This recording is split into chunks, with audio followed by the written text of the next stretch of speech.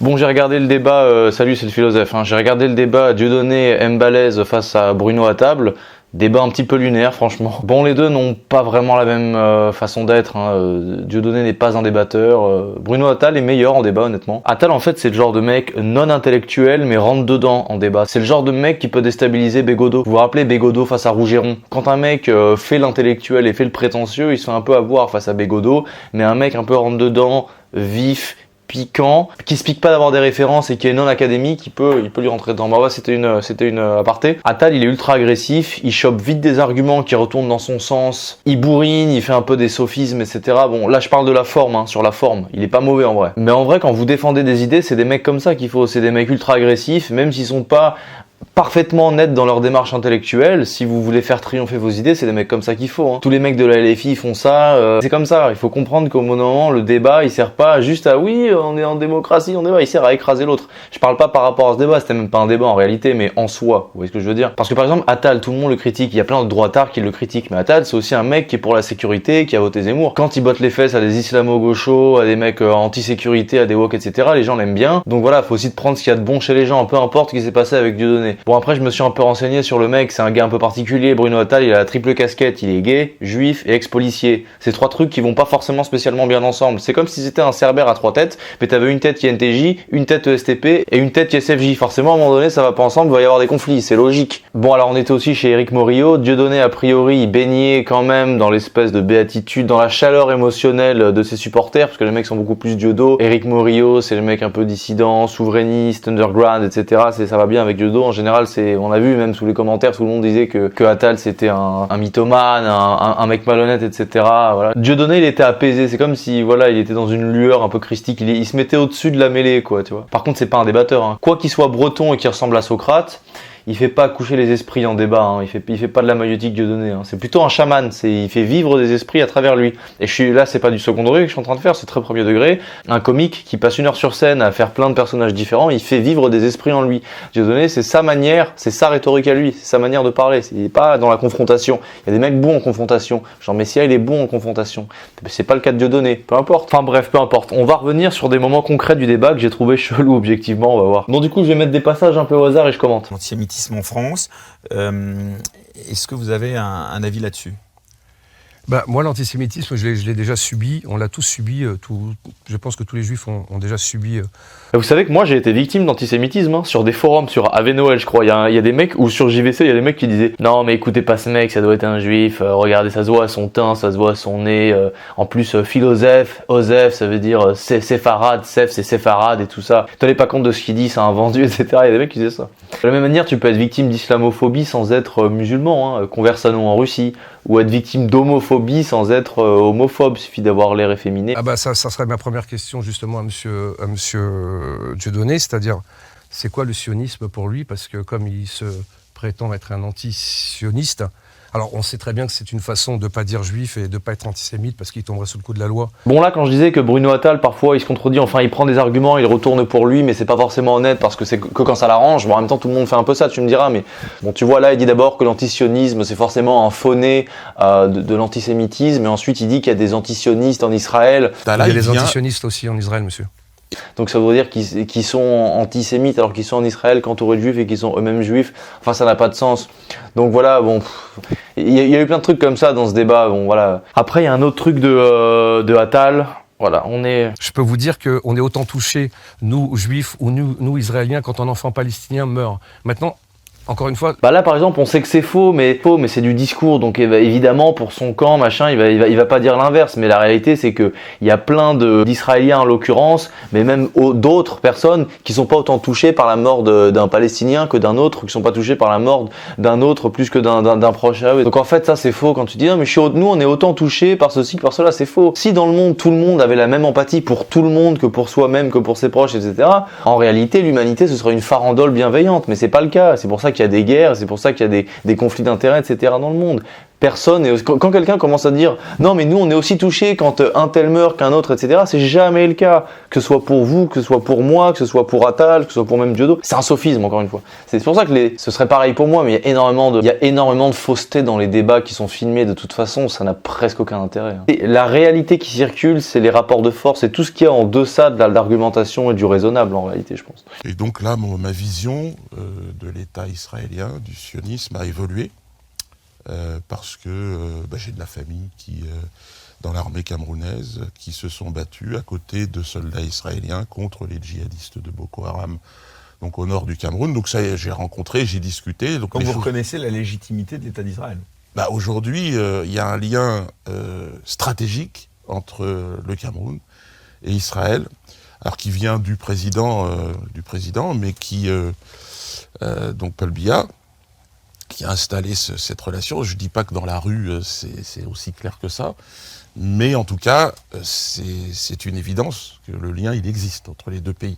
Donc, par ce lien-là, je suis arrivé à revisiter un sentiment pro-palestinien et anti-sioniste que j'avais jusqu'à présent ici, sur le territoire français. Bon là par exemple, ça peut paraître chelou. On dirait que Dieudo, Tsahal a aidé le Cameroun, du coup là c'est bon, il est moins antisioniste qu'avant parce qu'ils ont défendu ses intérêts ethniques à lui, c'est ridicule. Un mec qui serait antisioniste depuis 30 ans et qui adorerait Dieudo, il se dirait wesh Dieudo, qu'est-ce qui t'arrive mon gars? Mais il y a des mecs qui doivent tomber de haut quand ils écoutent ça. Moi après je pense que je comprends la dynamique de Dieudonné, c'est-à-dire que dans son esprit il est moins essentialiste qu'avant et qui se laisse le droit de varier, c'est-à-dire que il devient pas relativiste, mais il devient plus souple. C'est un peu comme une espèce d'orgueil qu'il a, d'une prétention à la sagesse, qui le place dans une vision un petit peu assouplie, où il se dit, oui, en fait, la vie, c'est une succession d'épreuves, et c'est un empirisme et un non-essentialisme. C'est empiriquement, je soutiens ceci parce que cela, donc maintenant, finalement, j'ai revu ma position parce que Israël a descendu Cameroun.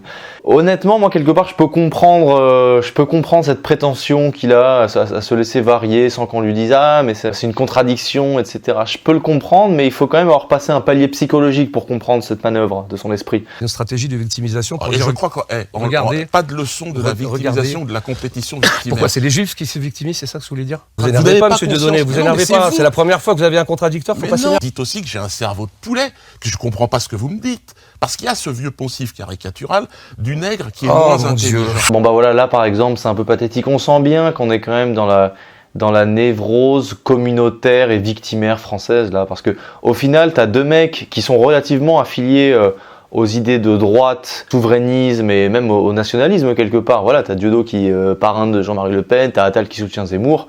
D'une certaine manière, ils sont un peu dans la même famille d'idées, d'une certaine manière, sur le territoire français. C'est deux mecs qui sont pas en désaccord l'un avec l'autre. Mais en retombant sur leur truc communautaire, c'est-à-dire l'un antiraciste parce qu'africain et l'un obsédé par l'antisémitisme parce que juif, voire l'homophobie parce qu'il est gay, ils retombent dans de la dinette communautariste et victimaire française, quoi. On n'en sort pas. Ils retombent vraiment sur leurs atavismes communautaires. Tout ce que vous faites, c'est pour le pognon. On laisse répondre. Alors, c'est amusant, c'est que moi, je suis attaché au pognon et que monsieur n'est pas attaché au pognon. Tout à fait, je ne suis pas attaché à l'argent. Pas du tout? Non, vraiment pas. J'en ai juste assez pour bien vivre. Oui, pour un juif, ça vous fait bizarre. Mais oui, on est comme ça aussi, vous voyez. Moi, je suis une personne qui n'est pas attachée à l'argent. C'est vous qui me faites systématiquement les questions et les réponses. C'est-à-dire, vous me dites, pour un juif, ça vous étonne. Mais je vous ai rien dit. Non, c'est vous que vous venez de me dire que j'étais attaché à l'argent. Mais vous avez monté. C'est un débat. Vous n'avez pas monté. Non, je vais vous dire, c'est un débat. Vous n'avez pas monté une société, vous n'avez pas un restaurant, vous n'avez pas un bar, vous n'avez pas monté des sites. Ça s'appelle le travail, ouais. Ouais. Et mon argent est redistribué à ceux qui en ont besoin, vous voyez. Je fais pas comme vous, j'en vois pas au Cameroun. Il n'y a pas de gens qui en ont besoin au Cameroun. Non, mais c'est pour vous, c'est pas pour les autres. Bon, là, il s'écharpe sur l'argent. T'as Attal qui lui reproche de faire circuler l'idée que les juifs ont de l'argent et que c'est pour ça qu'il y a des juifs qui se font agresser, voler, etc. Mais à la fin, là, c'est un des moments les plus drôles du sketch, j'allais dire, de l'émission, parce qu'à la fin, Attal, il rigole parce qu'il sait qu'il dit une ânerie. Ouais, mon argent, moi, il est bien redistribué à ceux qui en ont besoin, je l'envoie pas au Cameroun. Alors qu'au Cameroun, il y a que des gens dans la misère, ça n'a aucun sens de dire ça. Mais du coup, il rigole en même temps. Mais quand on voit ça, en fait, je sais même pas s'il déteste Dieudonné. Il a un côté un peu hystérique. Moi, j'ai l'impression que c'est un mec qui aime bien faire son drama, qui aime jeter des pics à Dieudo pour le buzz en vrai, parce qu'à un moment donné, il a insulté, pas insulté Dieudo, mais il a pas arrêté de dire que c'est un antisémite, qu'il a du sang sur les mains et tout. Et de temps en temps, il rigole comme ça. Honnêtement, il a un côté féminin hystérique, Attal, sérieusement. Je sais pas, Bon, je vais m'arrêter là. Les gens Du avec second des armes. débat, Je veux dire, il n'y a pas de messieurs, ça va problème. être le C'est sujet du effectivement second comme débat. Boko Haram. Vous avez déjà fait Bruno la guerre? Attal, Vous avez déjà fait la guerre? Dieudonné. Non, j'ai jamais fait la Mais guerre. oui, Ça va c'est être bien, le c'est bien le sujet problème. du second débat, Bruno Vous avez fait Attal, la guerre? Israël-Palestine. Oui, j'ai fait la guerre, monsieur. Vous On avez va- fait où la guerre? J'ai pas de compte à vous rendre. Bon, on va revenir Mais à est-ce ce que moi, à sujet. votre Est-ce avis, que j'ai je des peux 2 comptes à secondes, vous s'il rendre vous plaît, vous interrompre? On avait décidé que le premier débat, ce Non, serait posez le une sujet question, de je ne pas y l'antisémitisme. répondre. Quand il dit ouais, j'ai pas de compte à vous rendre, oui, j'ai fait la guerre. En réalité, c'est qu'il a jamais fait la guerre. Enfin, je pense pas qu'il a fait la guerre, hein. À moins qu'il ait fait l'armée à Tzal en Israël, mais je crois pas. Il a été très jeune. C'est un Français qui a été flic en France. Je crois pas qu'il ait fait la guerre. Et quand il dit ouais, j'ai pas de compte à vous rendre, on voit que c'est un mytho. Enfin, pour moi, il a une tête de mytho qui a jamais fait la guerre. Après, ouais, j'ai pas de compte à vous rendre. Bah si.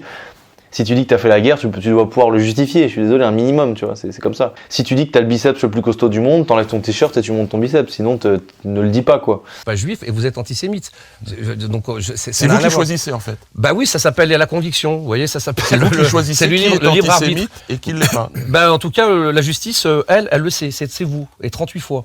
Oui, enfin, non. Oui, ça s'appelle la justice, monsieur non, Dieudonné. non, Bon, là, souvent, t'as Attal qui dit oui, la justice, elle dit que vous êtes antisémite, etc. Et Dieudonné, moi, je comprends pas pourquoi il dit pas, mais qu'est-ce que tu racontes avec la justice? La plupart du temps, monsieur Attal, la justice, elle est gauchiste. Tout le monde le dit, tous les pro-sécuritaires le disent. Tu te réfères à la justice pour me critiquer, moi, Dieudonné, parce que j'ai été condamné pareil, mais tu soutiens Zemmour alors qu'elle a condamné Zemmour également, la justice, pour les mêmes choses que moi. Sauf que lui, c'est pour le racisme, incitation à la haine. Mais la justice, elle déteste autant Zemmour qu'elle me déteste moi. Alors pourquoi tu me critiques moi? Tu te réfères à la justice pour me critiquer comme si c'était objectif, alors que tu as suivi Zemmour et tu as voté pour lui, alors qu'il a également été condamné par la justice. Un peu moins de fois que Dieudonné, mais Zemmour, il a été condamné par la justice, je crois bien. Donc voilà, pour plein d'affaires différentes. Donc c'est ça qu'il aurait dû dire, Dieudonné, je comprends pas. Non, je ne parle pas si c'est la loi. Est-ce que vos convictions à vous, est-ce que vous êtes d'accord pour l'instant sur la loi Guesso? Par contre, vous n'avez pas répondu à la question. Est-ce que les chambres à gaz ont existé, monsieur Dieudonné? C'est la loi. Vous croyez donc à... Mais j'y crois évidemment, puisque c'est la loi. Non, vous y croyez. Est-ce que les chambres à gaz ont veux existé, que oui je te ou dise non? C'est la loi. Donc voilà. Donc, Et vous avez une conviction, une intime conviction. Est-ce Alors, que mon d'après vous, intime, elles ont existé ou pas? alors, mon intime condition, c'est qu'il faut respecter la loi. Et que la loi, c'est la loi. Bon. Et que...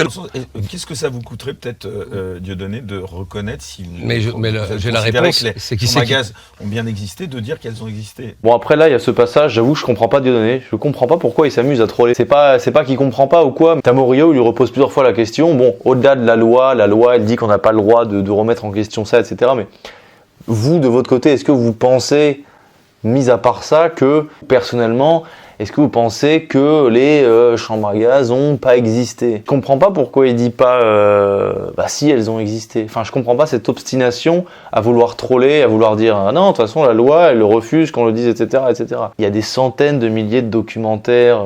Ça voudrait dire qu'on nous aurait menti. Enfin, je vois pas. À la rigueur, il peut dire qu'il y a certaines personnes qui gonflent un peu les chiffres pour sacraliser et jouer de la victimisation pour faire culpabiliser les autres. Genre, il y en a qui vont dire 6 millions en mettant dans les 6 millions les homosexuels, les communistes, les tziganes et les juifs, alors que peut-être il y a plutôt 4 millions et demi de juifs et les autres, etc. Bon voilà, ça peut être à la rigueur une bataille de chiffres, mais dire qu'elles n'ont pas existé, je veux dire, il y a des il y a des photos, il y a des preuves.